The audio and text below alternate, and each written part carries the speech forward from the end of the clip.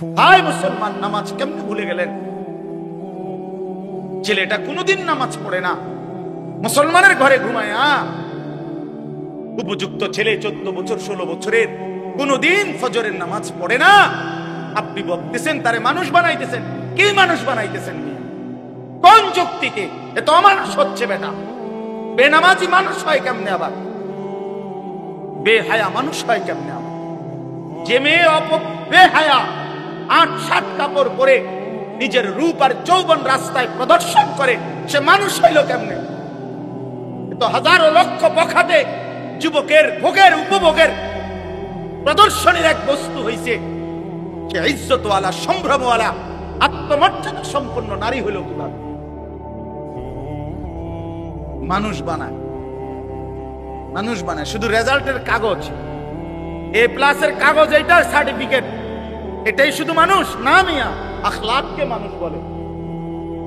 মানুষ সার্টিফিকেটকে বলে না, মানুষ আখলাককে বলে। আখলাক জিন্দেগির নাম মানুষ, জীবনের নাম মানুষ, আখলাকের নাম মানুষ, চরিত্রের নাম মানুষ, হায়া লজ্জার নাম মানুষ, ইনসানিয়তের নাম মানুষ, আল্লাহকে চিনার নাম মানুষ, মালিকের গোলামি করার নাম মানুষ। এজন্য দোস্ত আমার, বন্ধু আমার, বলতেছিলাম নামাজের মধ্যে আদায়ের মধ্যেও যারা গাফলতি করে তাদের জন্য জাহান্নাম।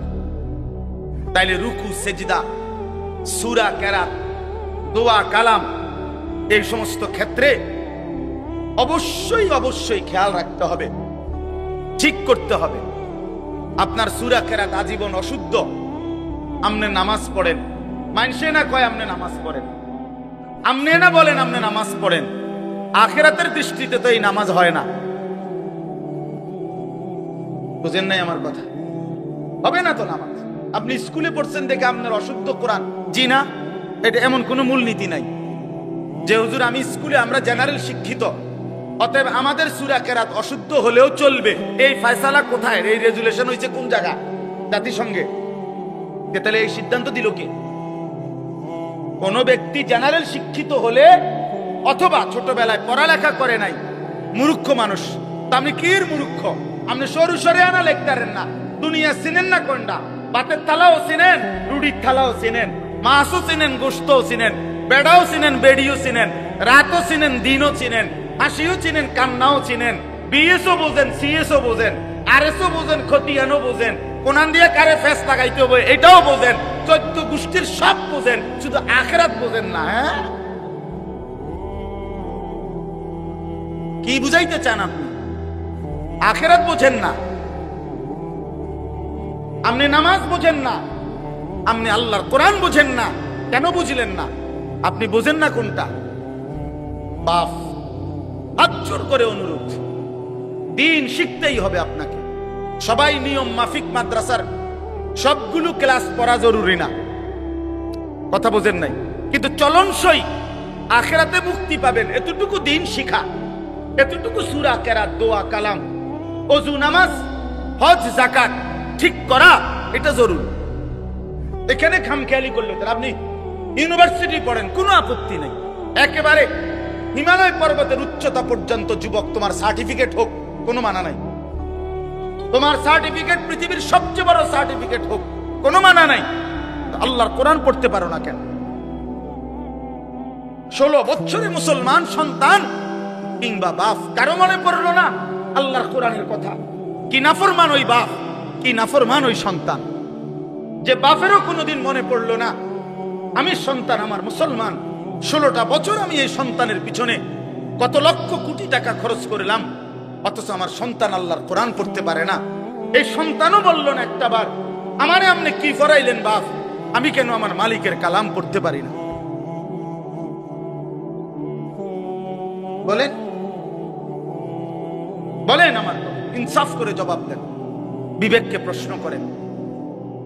এই মাদ্রাসাগুলো চারদিকে হচ্ছে, আপনারা ভাইবেন না।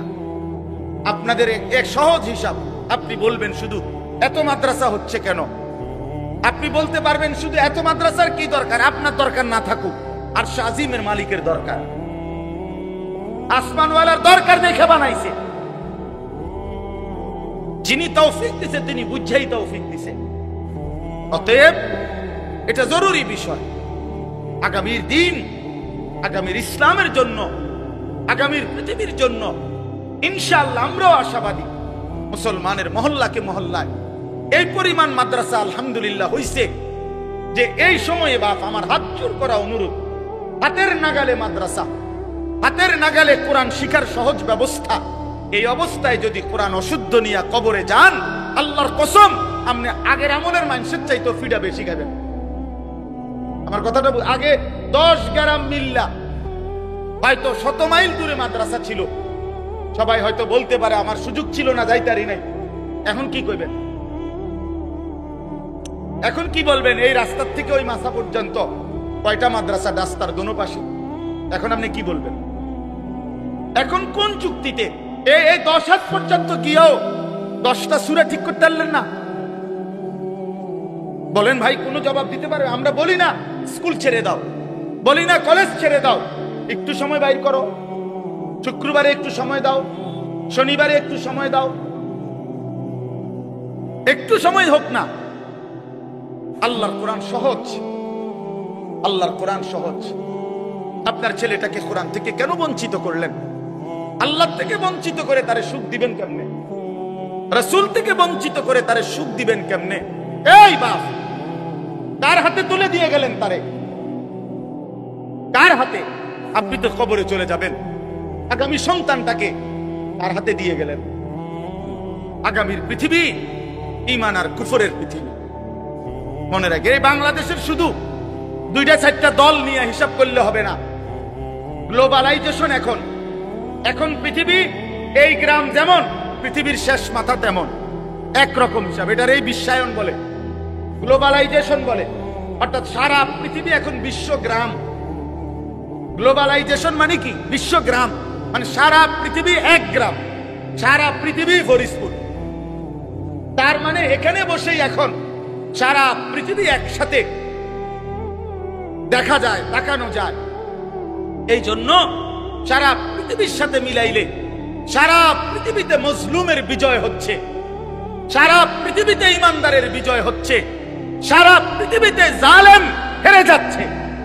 বিশ্বাস করেন, এটা বিশ্বাস করেন। এই যে 8ই ডিসেম্বর সিরিয়াতে 54 বছরের স্বৈর শাসন, বাপফুত মিল্লাহ, সিরিয়ায় ইসলামের গুরুত্বপূর্ণ একটি দেশ, সেইখানে স্বৈর শাসক ফ্যাসিস্ট জুলুমবাজ 54টা বছর ধরে লক্ষ লক্ষ মুসলমানের উপরে জুলুম করেছে। যেই জালেম বাশার আল আসাদ অয় কাট্টি গুট্টি লইয়া ভাগছে, পলাইছে। এই 8ই ডিসেম্বর নতুন উইকেট পড়ছে, জানেন আপনারা? 2 উইকেট পড়ছে এই বছর। 5ই আগস্ট 1 উইকেট পড়ছে, আর এই 8ই ডিসেম্বর আরেক উইকেট পড়ছে। আরো উইকেট পড়বে, আরো উইকেট। 2024 সাল উইকেট পড়ার বছর। এই বছর বোলিং ভালো হয়েছে, এবছর বোলিং কড়া বোলিং হয়েছে, কড়া বোলিং হয়েছে। 2 উইকেট পড়ে গেছে। আগামীর উইকেট নেতানিয়াহু, ইসরায়েলের এই কুত্তা, সেও পড়ে যাবে ইনশাআল্লাহ। ইমানদারের বিজয় হবে ইনশাআল্লাহ। সারা পৃথিবীতে ইমানদারের বিজয়ের আহ্বান। ওই সমস্ত ভারত তাদের ওই সমস্ত ফালতু কথা, 130 কোটি না বেটা, তারা বেঈমান 230 কোটির ভয় দেখায়া ইমানদারকে একজনও সরাইতে পারবে না ইনশাআল্লাহ। 56,000 বর্গ মাইলের এই জমিন আমার দেশের লক্ষ কোটি ইমানদার যুবক কলিজার শেষ ফোঁটা রক্ত দিয়ে রক্ষা করবে ইনশাআল্লাহ। আমরা 130 কোটি ভয় পাই না। কি বলেন? ভয় পাই না আমরা। আমাদের একজন। আর 130 কোটি তুই রাখ বেঈমান, আমাদের একজন। আগেও ছিল একজন, এখনো একজন, আগামী তো একজন, তিনি আল্লাহ। কাঠের গুলা না, প্লাস্টিকের গুলা। তো নবী সাল্লাল্লাহু আলাইহি ওয়াসাল্লাম বলেন যে আল্লাহর কসম, তোমার দ্বারা একজন ব্যক্তি আল্লাহর পথ পাওয়া গোটা আরবের সমস্ত দামি উট তোমাকে হাদিয়া দেওয়ার চাইতেও উত্তম। রজুলান ওয়াহিদা, একজন মাত্র।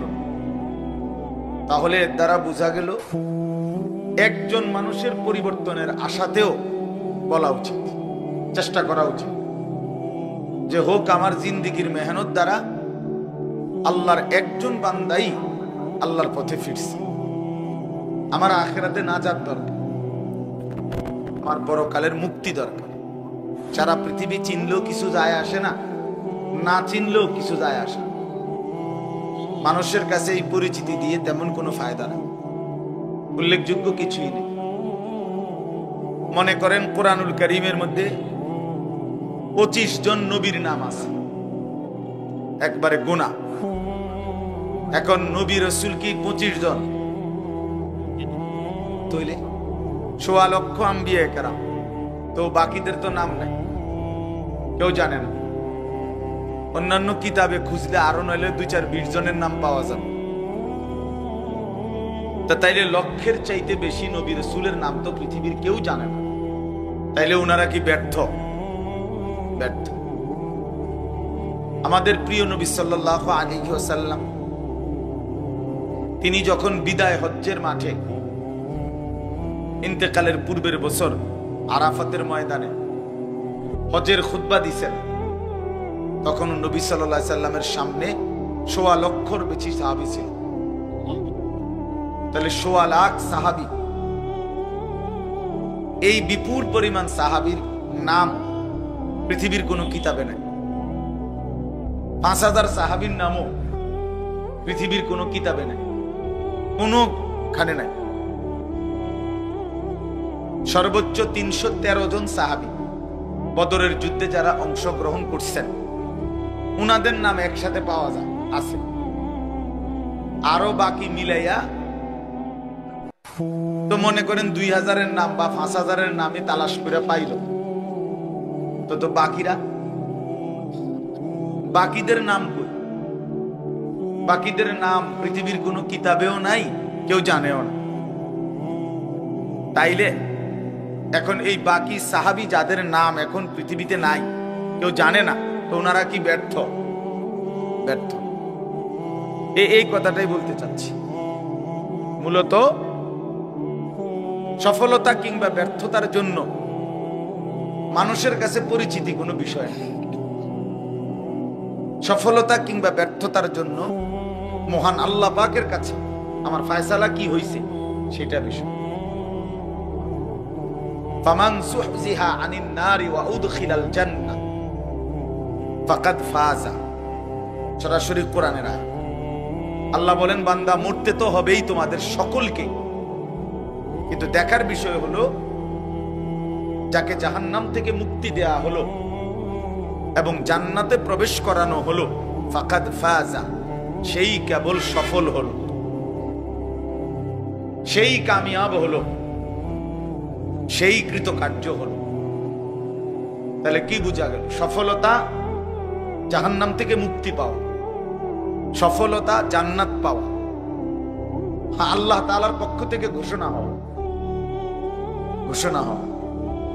এজন্য আজকে আমরা অনেকটাই এই গ্লোবালাইজেশন, বিশ্বায়নের এই যুগে, মোবাইলের এই যুগে খ্যাতির মোহ, পরিচিতির মোহ আমাদের মধ্যে খুব বেশি। একবারে সবাই মনে করে আমি একটা চুল কাটাইলাম, এটা সবাই দেখো। আমি একটা সিবা প্যান্ট কিনলাম, এইটারে কয়েক আইটেমে মোবাইলের মধ্যে ছবি দিল, সবাই দেখো। বেওকুফ, তোর এটা কে দেখবে বেটা? এই সিবা প্যান্ট দেখার কি আছে? এটা তো আরো কত মানুষই পয়রা রাখছে, না হের এটা হে দেখায়। মোটর সাইকেলের সামনে সাইডে কাইত হইয়া, শীত হইয়া, ঠেঙ্গালগি দিয়া বিভিন্ন মডেলে তার দরকার মানুষের কাছে পরিচিতি, বুঝে কোনো আইটেমে। এবার প্যান্ট ফইরা হোক আর প্যান্ট খুললেও মানুষে চিনলে, মানুষ চিনছে কিনা, আমারে পরিচিতি হলো কিনা, এটা হলো বিষয়। এই যে খ্যাতির, পরিচিতির মোহ, আকর্ষণ, এটা আমাদেরকে বরবাদ করে দিচ্ছে, আমাদেরকে শেষ করে দিচ্ছে। এই জন্য বাপ একজন হোক, একজনের জন্য আল্লাহর কথা দিল দিয়ে বলা উচিত। কেউ যদি 10,000 মানুষের সামনে বয়ান করে আর কেউ যদি 10 জনের সামনে বয়ান করে, মনে রাখতে হবে কোনোটাই সফলতা ব্যর্থতার মাপকাঠি না। 10,000 লোক হইলে সফল, 10 জন হইলে ব্যর্থ, এমন কথা কোরআন সুন্নাহর কোথাও নাই। ইসলামের মধ্যে সংখ্যাগরিষ্ঠতা হিসাব না, কোরআন সুন্নাহ সম্মত হওয়া এটা হিসাব। গণতান্ত্রিক পদ্ধতিতে সংখ্যাগরিষ্ঠতা হইল মূল বিষয়। 51 জন আপনার ভোট দিছে একজনকে, এবারে তারা অর্ধশিক্ষিত হোক অথবা একেবারে অশিক্ষিত হোক, তো 50 জন বুদ্ধিমান বিবেকবান আরেকজনকে ভোট দিছে, তো এরপরেও 51 জনের ভোট যিনি পাইছেন উনি জিতছে। কারণ এখানে সংখ্যা বেশি, একজন বেশি, একজন বেশি। এখানে যোগ্যতা বিষয় না, এখানে মূল বিষয় হলো ভোট একটা বেশি। এটা হলো এই গণতান্ত্রিক পদ্ধতির একটা ব্যর্থতা। এখানে উপযুক্ত ব্যক্তি নির্বাচনের সুযোগ কম, এখানে ভোট হিসাব, সংখ্যা হিসাব, গরিষ্ঠতা হিসাব। কিন্তু ইসলামের মধ্যে, কোরআন সুন্নাহর মধ্যে এইটা হিসাব। এখানে সফলতা কিংবা ব্যর্থতার জন্য কোরআন সুন্নাহ, ঈমান, ইলম, আমল, তাকওয়া এটা জরুরি, এটাই জরুরি। হযরত বেলাল রাদিয়াল্লাহু তাআলা আনহু তিনি প্রচন্ড কালো ছিলেন, কিন্তু কোরআনুল কারীম আল্লাহ তাআলা বেলালকে বলছেন সবচেয়ে সম্মানিত আল্লাহর নিকট যে ব্যক্তি তার মধ্যে অন্যতম হযরত বেলাল, অথচ প্রচন্ড কালো। ইন্না আকরামাকুম ইনদাল্লাহি আতকাকুম, কোরআন শরীফের 26 পারায় সূরা হুজুরাতের মধ্যে এটা আছে। আল্লাহ বলছেন আল্লাহর নিকট সবচেয়ে সম্মানিত ওই ব্যক্তি যে সবচেয়ে বড় মুত্তাকি, তাকওয়াবান, আল্লাহ ভীরু, গুনাহ থেকে পবিত্র থাকে, নেক আমলে অভ্যস্ত থাকে, তারই বলে মুত্তাকি। এক্ষেত্রে সবচেয়ে বড় মুত্তাকি যে সবচেয়ে বেশি আল্লাহ ভীরু, গুনাহ থেকে মুক্ত, আল্লাহর ইবাদতে অভ্যস্ত, সে আল্লাহর নিকট সবচেয়ে দামি। তাফসীরের মধ্যে আছে এই আয়াত নাজিল হয়েছে হযরত বেলালের প্রশংসা। হযরত বেলালের জন্য প্রথম সম্বোধন উনাকে করছেন আল্লাহ, যে বেলাল আমি আল্লাহর নিকট সবচেয়ে দামি। তাহলে কালো নিগ্রু মানুষ তাকওয়ার কারণে, ঈমানের কারণে আল্লাহর কাছে সবচেয়ে দামি। আর এই যে আবু লাহাব, নবী সাল্লাল্লাহু আলাইহি সাল্লামের চাচা, এই বেটার মূল নাম হলো আব্দুল উজ্জা। এই আবু লাহাব তার মূল নাম না, তার নাম হলো আব্দুল উজ্জা, উজ্জার গোলাম। উজ্জা একটা মূর্তির নাম, দেবতা, ওই কুরাইশদের ছিল। কিন্তু সে এত বেশি সুন্দর ছিল, একেবারে টকটকা লাল সুন্দর, বেশি সুন্দর আছিল। এই জন্য লোকেরা তাকে বলতো আবু লাহাব, একেবারে লালের বাপ, সুন্দরের বাপ, সুন্দরের আব্বা। কিন্তু সে হলো চিরনিকৃষ্ট জাহান্নাম। তাইলে চেহারায় তো সবচেয়ে সুন্দর, কিন্তু পরিণতি তো জাহান্নাম, নিকৃষ্ট। চেহারায় তো একদম কালো বেলাল, কিন্তু পরিণতি তো আল্লাহর কাছে সর্বোচ্চ দাম। তাহলে কি বুঝা গেল? এখানে বাহ্যিক এটা বিষয় না, ঈমান, ইলম, তাকওয়া এটা মূল বিষয়। তা আমার আপনাদের কাছে বলার উদ্দেশ্য হলো সব সময় এটা মনে রাখবেন, আল্লাহর কথা, কোরআন সুন্নাহর কথার প্রতি মনোযোগী হবেন। তিনি যেই বলুন, আপনার মসজিদের ইমাম, ওনারে কেউ না চিনুন, শুধু আপনারা কয়েকজনে চিনেন, আলহামদুলিল্লাহ, ওনার কথাই মনোযোগ দিয়ে শোনেন। উনি মুরব্বী, বয়স্ক আলেম, তো ওনার কথাই মনোযোগ দিয়ে শোনেন। উলামায়ে কেরাম তার পরিচিতি কম হোক, আপনি তার কথা শুনেন, আল্লাহর কথা। তাইলে বোঝা যাবে আপনি আসলে আল্লাহর কোরআনের প্রতি আগ্রহী। আর নয়তো উনারে এখন সবাই চিনে, উনি আইলে আমি যাম, উনি ওয়াজ করলে আমি শুনবো, তাইলে তো এটা ব্যক্তির মোহ হইল, নির্ধারিত ব্যক্তির মোহ হইল। আল্লাহর কোরআনের প্রতি আমি ফিরলাম কোথায়? এই জন্য এটা খেয়াল করা, নিজ মহল্লার উলামায়ে কেরাম, নিজ মসজিদের ইমাম সাহেবের বয়ান, উলামায়ে কেরামের প্রত্যেকের নসিহত দিল দিয়ে শোনা উচিত। 2 লাইনের কথার মধ্যেও হয়তো আমার জিন্দেগির বহুত বড় খোরাক আছে, সবক আছে।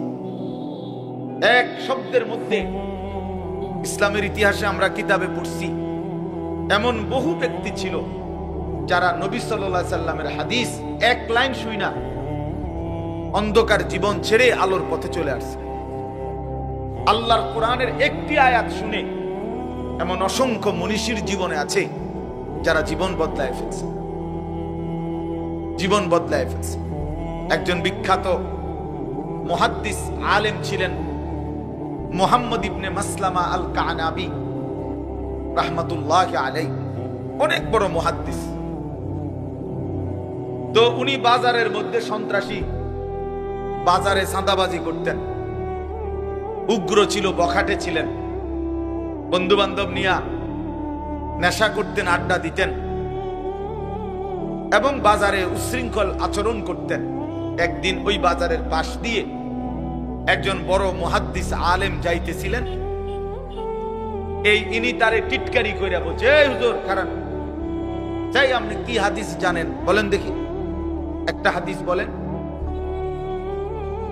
তো এইটা বলাতে ওই আলেম ইমাম শুবা রাহমাতুল্লাহি আলাইহি উনি নিয়ত করলেন মনে মনে যে আল্লাহ, তোমার বান্দাকে দেখেই বোঝা যাইতেছে উশৃঙ্খল, বখাটে, কিন্তু শুনতে তো চাইছে আপনার বন্ধুর হাদিস, টিটকারি করে মস্কারি করেই বলুক, হাদিস তো শুনতে চাইছে, আমি একটা হাদিস বলি, আপনি বরকত দিয়ে। এই কথা বলে বলছে, যুবক শোনো, নবী সাল্লাল্লাহু আলাইহি ওয়াসাল্লাম বলছেন, ইজা লাম তাস্তাহি ফাসনা মা শিতা, যখন কারো লজ্জা নাই, শরম নাই, তো এবার তুমি যা ইচ্ছা তাই করো। যার হায়া নাই, যার শরম নাই, সে যা ইচ্ছা তাই করো।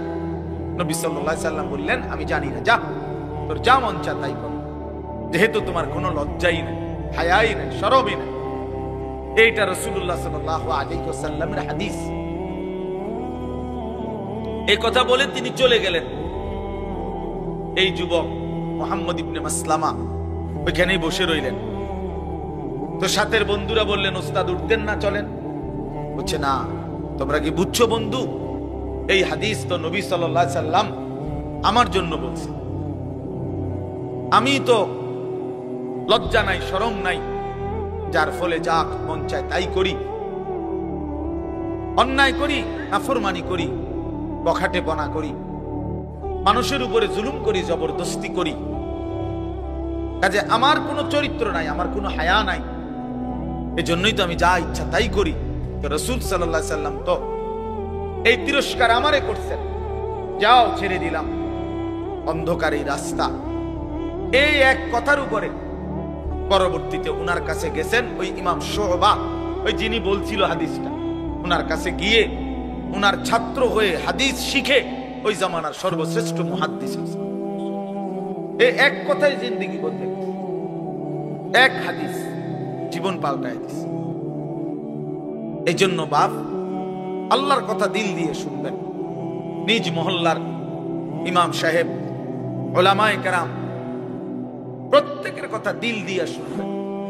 আসরের পরে বলুক সেটাও দামি, জোহরের পরে বলুক এটাও দামি, 20 মিনিট বলুক এটাও দামি, 2 ঘন্টা বলুক এটাও দামি। প্রত্যেকের কথাকেই আল্লাহর কথা যখন বলে দামি মনে করা উচিত, তাইলে বরকত হয় নিজের মধ্যে। আর নাই তো শুধু ব্যক্তি বিশেষের মোহ হইলে এটার মধ্যে জিন্দেগি হয় না। আল্লাহ আমাদেরকে বুঝার তৌফিক দান করেন। মোবাইল যাদের হাতে আছে, দয়া করে এই হাতের মোবাইলটা নিয়ে ব্যস্ত না হইলে ভালো। এইটা নিয়ে আপনি রেকর্ড করলো হাতে দইরা কাম হইতো না, আপনার জীবন এই সদর বদরেই যাবে। এই মোবাইলের ব্যস্ততা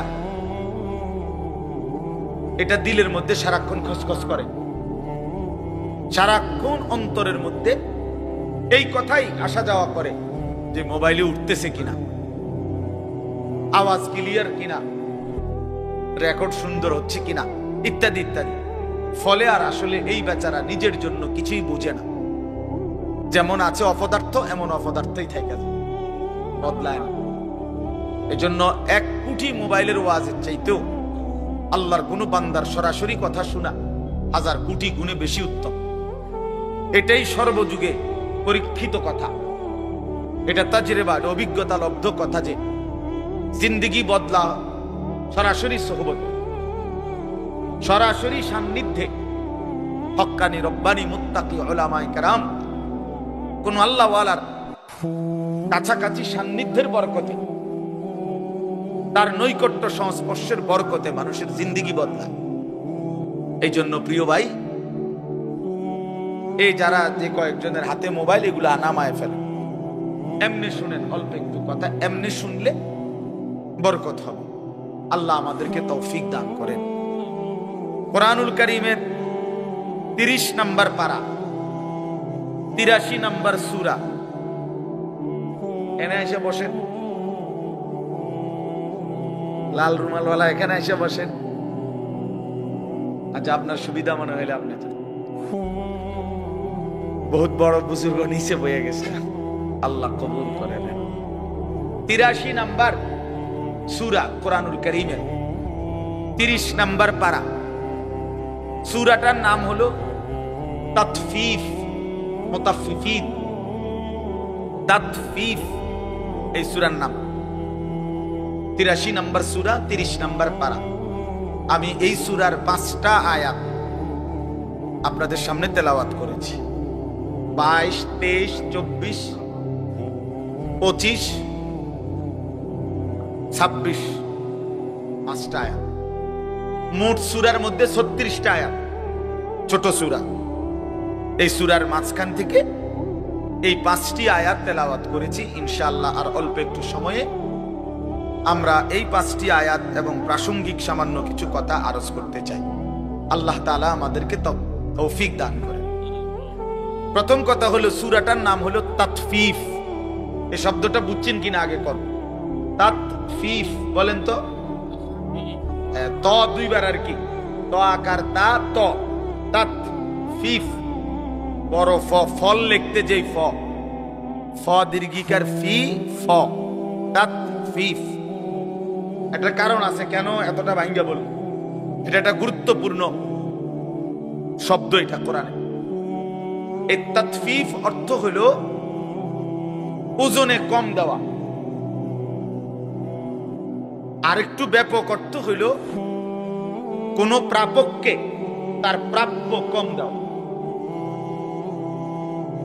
গ্রাহক প্রাপক, যিনি আমার কাছে কিছু পাবে, তাকে আমি যখন দিচ্ছি তখন কমায় দাও, ঠকায় দেওয়া, এটাকে বলা হয় তাতফিফ। এই লোককে বলা হয় মুতাফফিফ, যে ঠকায়, কম দেয়। কোরআনুল কারীমের এই সূরার মধ্যে আল্লাহ তাআলা এই কথা স্পষ্ট প্রথম আয়াতে বলছেন, ওয়াইলুল লিল মুতাফফিফিন। এই প্রাপককে তার প্রাপ্য যে কম দেয়, ঠকায়, ওজনে কম দেয়, পরিমাপে কম দেয়, আল্লাহ বলেন তার জন্য জাহান্নাম, তার জন্য জাহান্নাম। আল্লাযীনা ইযা তালু আলান নাসি ইস্তাওফুন। আল্লাহ ব্যাখ্যা করে দিতেছে এই তাতফিফ বলতে কি, আল্লাহ নিজেই বুঝাই দিচ্ছে যে এরা হচ্ছে সেই মানুষ যারা নিজেরা যখন নেয় পূর্ণ নেয়, ওয়া ইদা কালুহুম আও ওয়াজানুহুম ইউখসিরুন। কিন্তু অন্যকে যখন মাইপা দেয়, অন্যকে যখন দেয় তখন কমায় দেয়। নিজে নিলে পূর্ণ নেয়, নিজে নিলে সাইডটাতেই সবসময় হালি, অন্যরে দিলে মাঝে মাঝে তিনটা তো একালি ধরা পড়লে বলে ভাই বেখেয়াল হয়ে গেছে, ভুল হয়ে গেছে। আমাদের গ্রাম অঞ্চলে বলে যে যদি বলেন বেখেয়ালে 5টা হয় না, না এত পাগল না, এত বেখেয়াল না, বুঝেন নাই? পাগল হইলো এত পাগল না যে 5টায় একালি গণব, না না 3টায় গণন যায়, কিন্তু কি হয় না 5টায় গণেন। তার মানে আসলে মূলত বেখেয়াল না, বরং ইচ্ছাকৃত ভাবেই কি করছিল, একটা কম দিয়ে। এই মুতাফফিফ ওজনে কম দিল। ইসলামের ইতিহাসে আপনারা এই কথাগুলো মনোযোগ দিয়ে শুনলে আমারও ভালো হবে, আপনাদেরও ভালো হবে। ইসলামের ইতিহাসে আল্লাহ তাআলা কতগুলো জাতিকে পৃথিবীর ইতিহাসে চূড়ান্ত আযাব দিয়ে একেবারে পুরা কওম, পুরা জাতি ধ্বংস করে দিয়েছে। অবাধ্য জাতি পৃথিবীর ইতিহাসে এরকম উল্লেখযোগ্য কিছু জাতি আছে, কোরআন শরীফে আছে। বিশেষ করে যেমন নূহ আলাইহিস সালামের কওম, যাদেরকে আল্লাহ তাআলা পানিতে ডুবাইয়া একবারে পুরা কওম শেষ করে দিয়েছে। হযরত হুদ আলাইহিস সালামের কওম, কওমে আদ, এদেরকে আল্লাহ তাআলা ঝড়ো বাতাস দিয়ে পুরা জাতিকে ধ্বংস করে দিয়েছে। হযরত লূত আলাইহিস সালামের কওম সম্প্রদায়, এদেরকে আল্লাহ তাআলা জমিন উল্টায়া জিন্দা মাটির নিচে, সাতবক জমিনের নিচে ফেলে আশ্রয়া শেষ করে দিয়েছে পুরা জাতি। হযরত সালেহ আলাইহিস সালাম কওমে সামুদ, আল্লাহ তাআলা এদেরকে, এই নবীর জাতিকে ফেরেশতার বিকট চিৎকার দিয়ে, মানে একজন ফেরেশতা ফজরের ওয়াক্তে আসছে ওই কওমের উপরে, এসে একটা চিৎকার মারছে, একটা চিল্লানি দিছে ফেরেশতা, একটা বিকট আওয়াজ, এক আওয়াজে পুরা কওম একেবারে কোলের বাচ্চা, পেটের বাচ্চা, জোয়ান বুড়া উপর হইয়া পইরা এই ঘুমন্ত অবস্থায় জীবনের তরে শেষ হয়ে গেছে। কোরআন শরীফে আছে। আরেকটা জাতি উল্লেখযোগ্য, শুআয়ব আলাইহিস সালামের কওম। শুআয়ব আলাইহিস সালাম হযরত মূসা আলাইহিস সালামের শ্বশুর। এই শুআয়ব আলাইহিস সালামের জাতিও অবাধ্য ছিল। আল্লাহ তাআলা এদেরকেও ফেরেশতার বিকট চিৎকার দিয়ে ধ্বংস করে দিয়েছে পুরা কওম। এখন আমি কি বলতে চাই? আমি বলতে চাই এই প্রত্যেকটি অবাধ্য জাতির চূড়ান্ত এই ধ্বংস যে আল্লাহ করে দিল, এই প্রত্যেকটি অবাধ্য জাতির একটা বড় অপরাধ ছিল বিশেষ। অন্যান্য অপরাধ তো ছিলই, কিন্তু বড়সড় একটা বিশেষ বিশেষ পাপ ছিল। এর মধ্যে একটি জাতি যাদের নাম বললাম, শুআয়ব আলাইহিস সালামের কওম, কওমে শুআয়ব।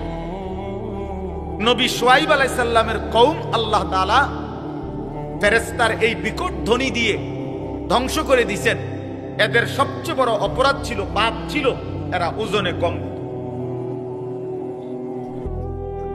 এইটা এই নবী শুআয়ব আলাইহিস সালাম জাতিকে হাজার হাজার বার, লক্ষ বার এই কথা ঘুরে ঘুরে বলছে, ওয়াউফুল কাইলা, তোমরা ওজন পূর্ণ করো, কমাইও না।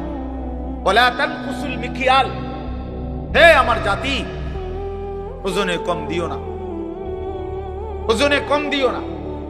ইন্নী আখাফু আলাইকুম আযাবা ইয়াউমিন আযীম, আমি তোমাদের উপরে এক ভয়ঙ্কর ভয়ঙ্কর আযাবের ভয় পাচ্ছি, তোমাদেরকে আল্লাহ ধ্বংস করে দিবেন। শেষ পর্যন্ত আল্লাহ ধ্বংস করে দিয়েছেন। তাইলে বাপ আমার, ভাই আমার, এই প্রথম কথা হলো প্রাপককে, গ্রাহককে পরিমাণে কম দেওয়া, ঠগিয়ে দেওয়া, এটা একটা নিকৃষ্ট অপরাধ, অত্যন্ত বড় একটা জুলুম। এর কারণে আল্লাহ তাআলা একটি অবাধ্য জাতিকে পুরা ধ্বংস করে দিয়েছে।